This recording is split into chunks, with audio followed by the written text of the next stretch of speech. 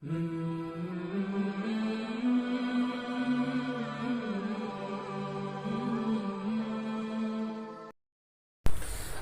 علیکم ورحمۃ اللہ تعالی وبرکاتہ۔ عزیزان ملت اسلامیہ، آج آپ کی بارگاہ میں کچھ سوال اور اس کا جواب لے کر آیا ہوں۔ پہلا سوال یہ ہے کہ بہت سارے حضرات کا تجربہ ہے، ہمارا بھی تجربہ ہے، آپ کا بھی ہے، کہ جب آپ پیشاب کرنے جاتے ہیں تو پیشاب کرتے وقت آپ غور سے دیکھیں گے کہ پیشاب کے چھوٹے چھوٹے قطرے، ہلکی ہلکی چھینٹیں آپ کے کپڑے یا بدن پر لگتی ہیں، تو کیا اس سے انسان ناپاک ہو جاتا ہے؟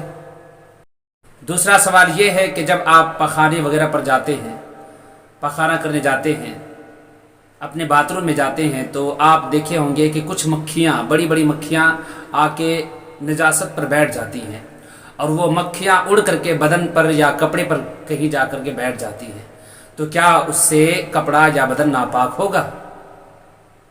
یہ دو سوال لے کر آیا ہوں۔